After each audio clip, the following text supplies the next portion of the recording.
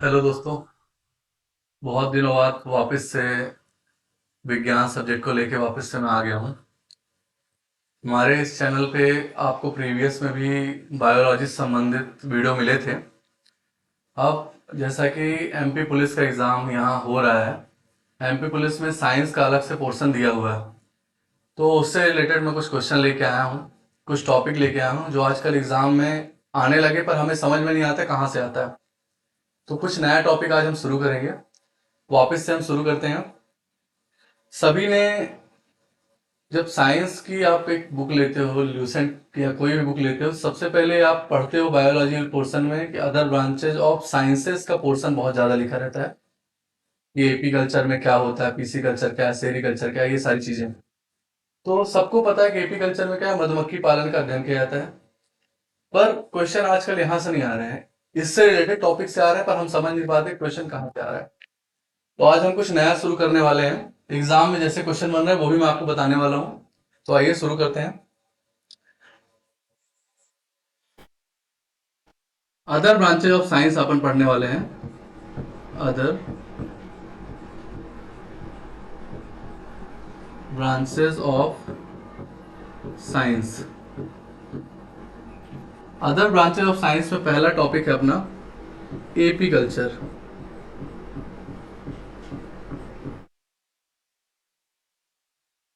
AP culture में सबको पता है, किसी भी बच्चे से पूछेंगे जो थोड़ा बहुत भी ज्ञान रखता है, कंपटीशन तैयारी कर रहा है, तो बता देगा इसमें क्या करते हैं, कार्य क्या है इसमें।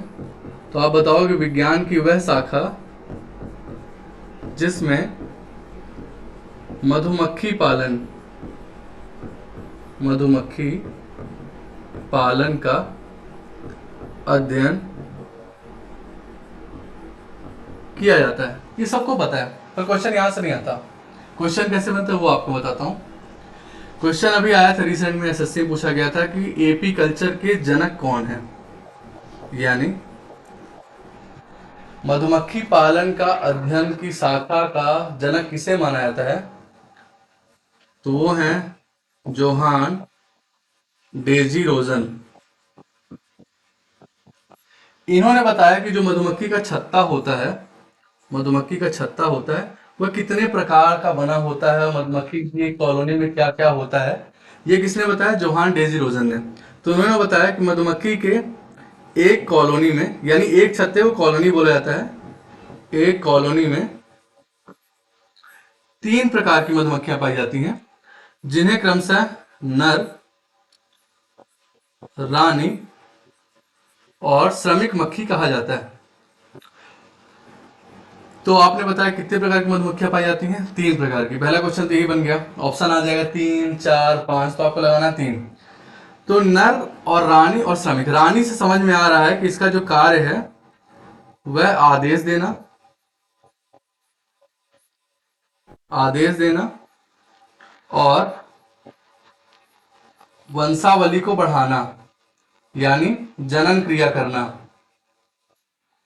जनन क्रिया किसके साथ करेगी ये, नर मक्खी के साथ। नर मक्खी को ड्रोन बोला जाता है, ड्रोन। आपने ड्रोन कैमरा, एक वर्ड का नाम सुना होगा, ड्रोन कैमरा। नर को ड्रोन कहते हैं। रानी मक्खी नर के साथ मिलकर जनन क्रिया करती है और मधुमक्खी की कॉलोनी में मधुमक्खियों की संख्या बढ़ाती है। श्रमिक मक्खी का कार्य क्या होता है, वह फूलों से रस लाती है, ठीक। और एक मधुमक्खी यानी एक श्रमिक मक्खी अपने पूरे जीवन काल में एक, आप स्पून जिसे बोलते हो, टी स्पून, एक स्पून का 1/8 भाग ही शहद का निर्माण करती है।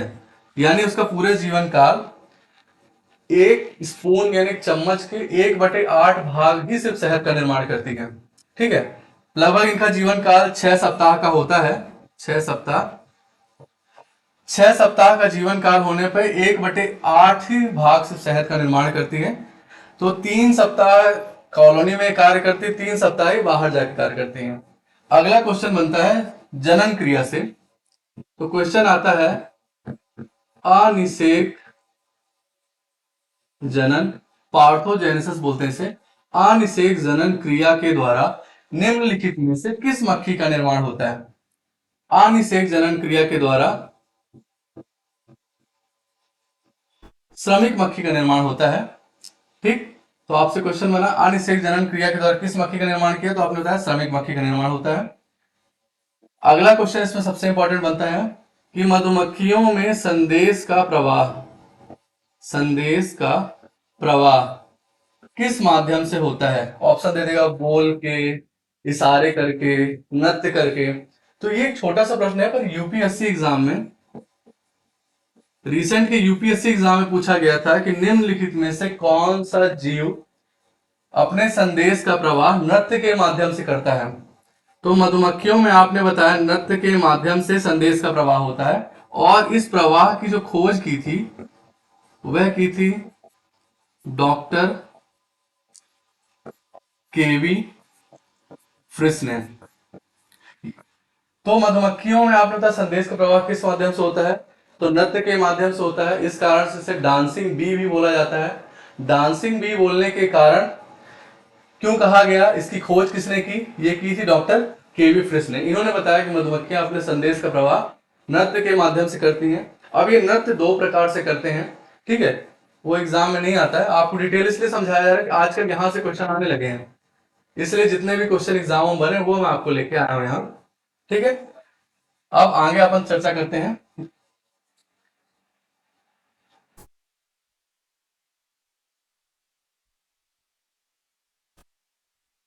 अगला इसमें प्रश्न बनता है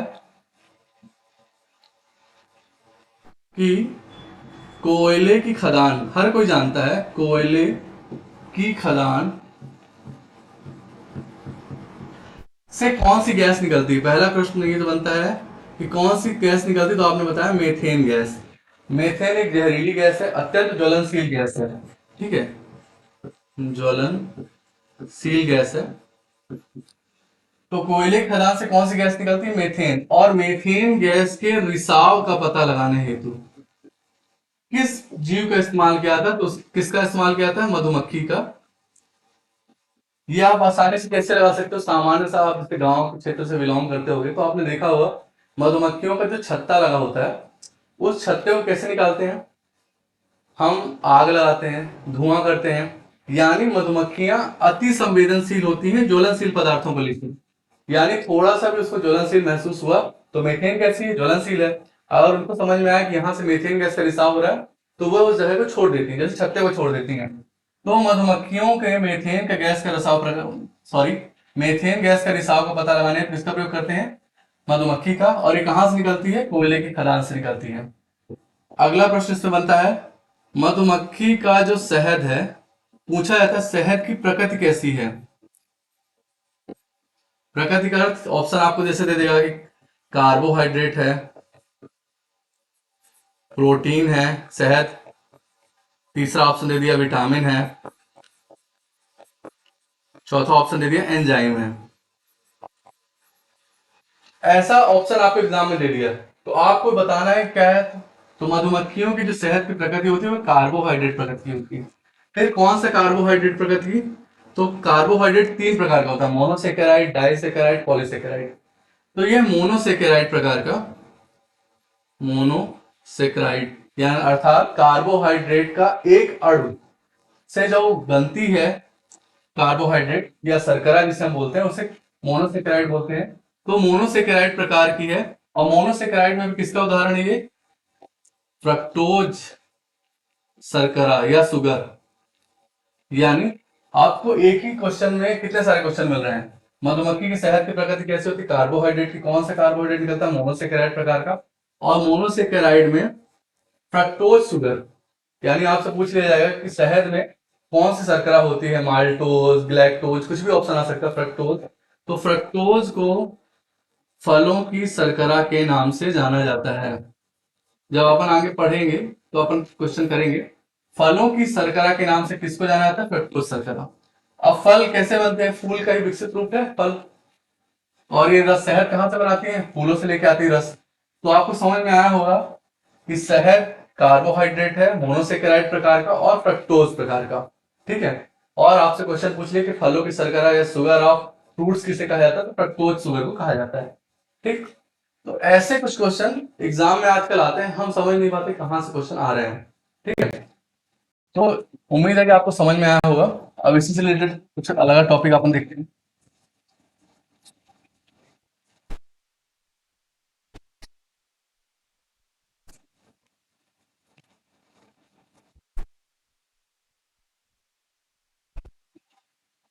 अब हम पढ़ेंगे सेरीकल्चर के बारे में।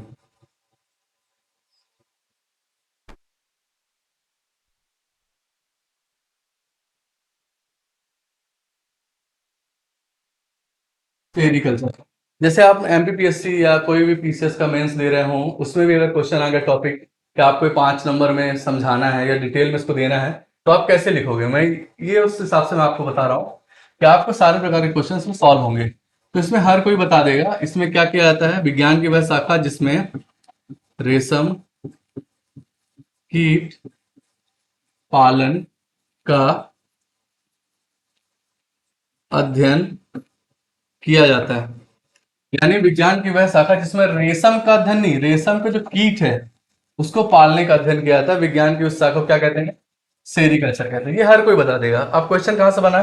कई बार एग्जाम व्यापम वगैरह में कई बार पूछा जाता है कि जो रेशम कीट का जो पालन है किस पौधों में किया जाता है। तो सहतूत नाम का वृक्ष है, इनकी पत्तियों में कैसे?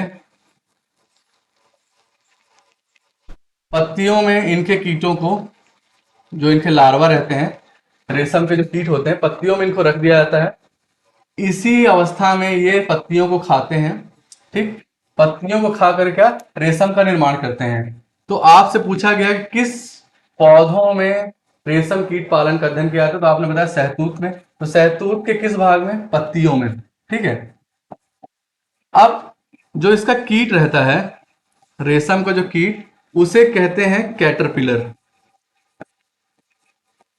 रेशम का जो कीट होता है उसे कैटरपिलर कहा जाता है। कैटरपिलर इसकी लार्वा अवस्था है, यानी प्रारंभिक अवस्था। आपसे पूछा जाएगा कि किसकी लार्वा अवस्था को कैटरपिलर कहा जाता है, या रेशम के जो लार्वा है उसको क्या कहा जाता है? उसको कैटरपिलर कहा जाता है। अर्थात जो रेशम का जो कीट होता है उसके जीवन काल की 3 स्टेज होती हैं। एक होती है लार्वा अवस्था, एक होती है प्यूपा अवस्था, तीसरी अवस्था होती है ककून, या कोकून आप जिसे बोलते हैं, ककून। लार्वा अवस्था के दौरान ये अपने लार से, जो यहाँ से कीटों को, पत्तियों को खाया इसने, लार के द्वारा रेशम का निर्माण अपने चारों ओर करना शुरू कर देता है। ठीक, पर क्वेश्चन आपसे यहाँ नहीं बनेगा। क्वेश्चन ये बनता है कि जो हम रेशम प्राप्त करते हैं आधुनिक समय में, यानी व्यापार के लिए जो रेशम प्राप्त होता है वह किस अवस्था में प्राप्त होता है? वह प्यूपा अवस्था में प्राप्त होता है। अर्थात लार्वा अवस्था में इसने अपने चारों ओर क्या बनाया? रेशम का निर्माण किया। और जब आपको रेशम की जरूरत पड़ी, वो विकसित हो गया, प्यूपा अवस्था में पहुंच गया, उन कीटों को लेकर गर्म पानी में डाल दिया जाता है और ये रेशम का पतली सुई के द्वारा ये रेशम को चारों तरफ से निकाल लिया जाता है। और आखिरी अवस्था कोकून। कभी कभी कोकून भी ऑप्शन मिल जाता है उसमें कि व्यापारिक तौर पे, तो प्यूपा मैक्सिमम मिलता है, कोकून भी कभी कभी मिल जाता है। तो आपने ये क्यों समझा? क्योंकि एग्जाम में यहाँ से क्वेश्चन आए हैं कई बार। ठीक, अब कुछ लार्वा का क्वेश्चन एग्जाम में आता है, वो आपको बता देता हूं मैं। किसके लार्वा को क्या कहते हैं, क्या नाम है लार्वाओं के? ठीक है,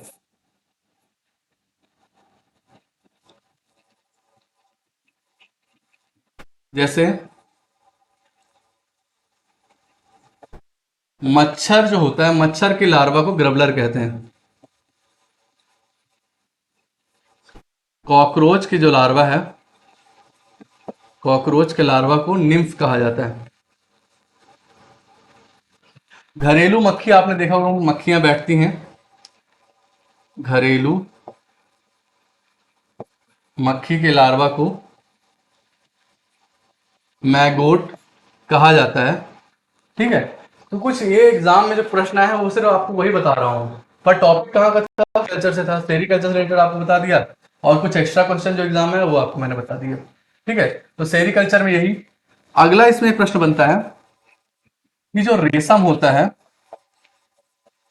रेशम की प्रकृति कैसी होती है, यानी जिस प्रकार शहद की बात हमने की थी, तो रेशम की प्रकृति पूछ लेगा कार्बोहाइड्रेट प्रकार की है, विटामिन है, प्रोटीन है। तो यह जो रेशम होता है वह प्रोटीन प्रकृति का होता है।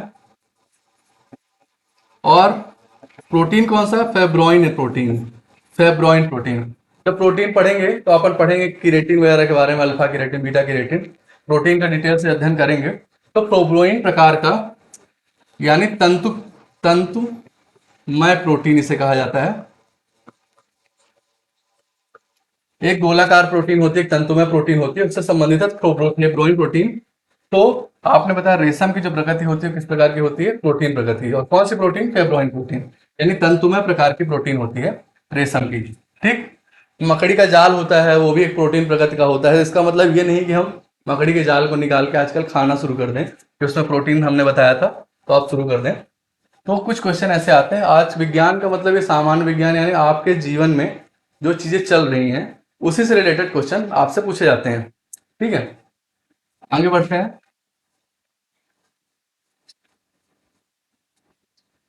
ये दो टॉपिक हो गए इसमें।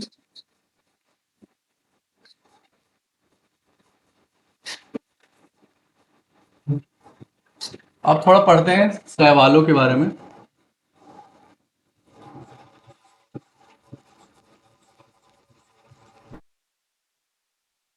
फाइकोलॉजी,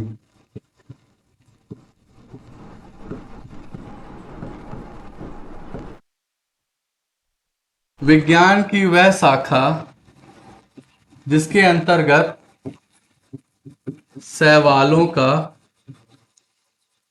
अध्ययन किया जाता है, उसे हम फाइकोलॉजी कहते हैं। अर्थात पृथ्वी पर पाए जाने वाले जो शैवाल हैं उनसे रिलेटेड जो क्वेश्चन एग्जाम में बहुत बार आ चुके हैं उसके बारे में हम चर्चा करने वाले हैं। ठीक है, तो फाइकोलॉजी के अंतर्गत आपने बताया किसका अध्ययन किया जाता है? शैवालों का अध्ययन किया जाता है। ये क्यों इंपॉर्टेंट है? क्योंकि पृथ्वी पर पाए जाने वाले पहले स्वपोषी, यानी अपना भोजन का निर्माण स्वयं कर लेने वाले जीव बोल लो, पौधा बोल लो, तो कौन है? शैवाल। अब स्वयं का भोजन का निर्माण कैसे करते हैं?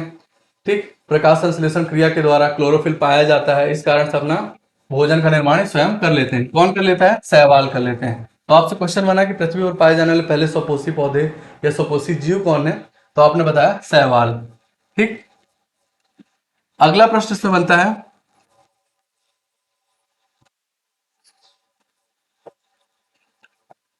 क्लोरेला, क्लोरेला और स्पायरुलिना शैवाल से क्वेश्चन एग्जाम में आया गया है कि पृथ्वी पर सर्वाधिक ऑक्सीजन या ऑक्सीजन का सबसे अच्छा स्रोत किसे माना जाता है? तो कौन कौन से शैवाल है? क्लोरेला शैवाल और स्पायरुलिना शैवाल। तो इन्हें ऑक्सीजन का सबसे अच्छा स्रोत माना जाता है। पृथ्वी पर लगभग, क्योंकि आपको पता होगा कि 70% से ज्यादा क्या है? जल है। तो 70% से ज्यादा जल, जल में भी एक पारितंत्र निर्माण होता है, तो वहां भी पौधे रहते हैं, वहां से भी ऑक्सीजन प्राप्त होती है। तो पृथ्वी पर सर्वाधिक ऑक्सीजन का उत्सर्जन करने वाली शैवाल कौन सी है? क्लोरेला और स्पायरुलिना। और इनको प्रोटीन का सबसे अच्छा स्रोत भी माना जाता है। किसे? मुख्यतः क्लोरेला से ही एग्जाम में क्वेश्चन आता है। आपसे पूछा जाएगा सर्वाधिक ऑक्सीजन का उत्सर्जन कौन सा शैवाल करती है? क्लोरेला। प्रोटीन का सबसे अच्छा स्रोत किसे माना जाता है? क्लोरेला शैवाल। और इसी क्लोरेला शैवाल से आपने कभी देखी होगी क्लोरीन की गोलियां, क्लोरीन की गोली जिसका उपयोग वॉशरूम वगैरह में किया जाता है। ठीक, तो क्लोरीन की गोलियों का निर्माण क्लोरेला शैवाल से ही किया जाता है। अगला पूछा जाता है वैज्ञानिक अनुसंधान में सर्वाधिक प्रयोग किया जाने वाला पौधा कौन सा है? तो वो है क्लोरेला ही। इसे साइंटिफिक प्लांट भी कहा जाता है। साइंटिफिक प्लांट भी क्लोरेला को कहा जाता है। अर्थात वैज्ञानिक अनुसंधान में सर्वाधिक प्रयोग किया जाने वाली शैवाल कौन सी है? क्लोरेला। जब वैज्ञानिक अंतरिक्ष की यात्रा करते हैं तो वह अपने साथ क्लोरेला शैवाल को ले जाते हैं, क्योंकि यह ऑक्सीजन का भी अच्छा स्रोत है और साथ में प्रोटीन का भी अच्छा स्रोत है। तो आपसे पूछा है साइंटिफिक प्लांट किसे कहा जाता है, वैज्ञानिक अनुसंधान में सर्वाधिक प्रयोग किया जाने वाली शैवाल कौन सी है, ठीक है, और क्यों किया जाता है अंतरिक्ष में, क्योंकि ऑक्सीजन का भी स्रोत है ये और प्रोटीन का भी अच्छा स्रोत माना जाता है। ऐसे क्वेश्चन एग्जाम में आते हैं। अगला क्वेश्चन कैसे बनता है, एक आपने सुना होगा सारगैसो सागर के बारे में। तो सारगैसम एक शैवाल होती है। जब आप विश्व का मानचित्र देखोगे आप, तो उत्तरी अमेरिका और दक्षिणी अमेरिका या उत्तरी अमेरिका से लेकर यूरोप के बीच में एक सारगैसो सागर है। सारगैसो सागर, ठीक। तो वहां कौन सी शैवाल पाई जाती है, सारगैसम शैवाल सारगैसो सागर में पाई जाती है। इसे समुद्री घास के नाम से, समुद्री घास, समुद्री घास के नाम से किस शैवाल को जानते हैं, तो आपने बताया क्या, सारगैसो या सारगैसम शैवाल को जाना जाता है। कहां पाई जाती है, सारगैसो सागर में। सारगैसो सागर कहाँ है, उत्तरी अमेरिका और यूरोप के बीच में ही है, या उत्तरी अमेरिका दक्षिण अमेरिका के साइड में आप देखोगे तो वहां आपको मिल जाएगा मानचित्र में। अगला क्वेश्चन बनता है अल्वा शैवाल।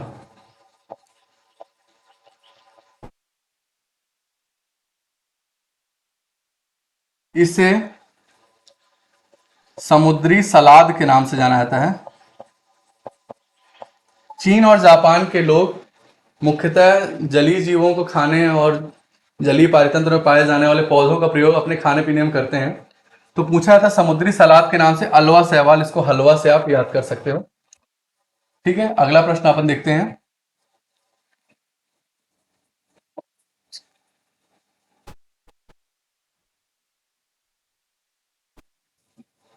अगला इंपॉर्टेंट सवाल है कारा एवं नास्टाक।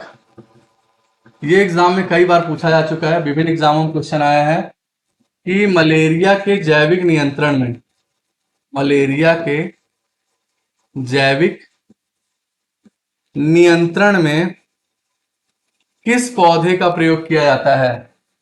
मलेरिया के जैविक नियंत्रण में एक क्वेश्चन आता है किस मछली का प्रयोग किया जाता है, किस जीव का प्रयोग किया जाता है, तो आपने सुना होगा गंबूसिया मछली का नाम। ये भी एग्जाम में कई बार पूछा चुका है, गंबूसिया मछली। ये क्या करती है, मलेरिया का जो लार्वा है प्लाज्मोडियम, उसको खा जाती है और उनका विकास नहीं होने देती है। कौन, गंबूसिया मछली। इसी प्रकार जो नाश्ता व कारा शैवाल है, ये पानी के ऊपर एक लेयर बना लेते हैं, जिससे उनके जो लार्वा होते हैं मलेरिया के मच्छर के, तो उनको ऑक्सीजन का प्रभाव नहीं हो पाता है। इस कारण से जैविक नियंत्रण में प्रयोग किया जाने वाली शैवाल कौन सी, कारा एवं नास्टाक।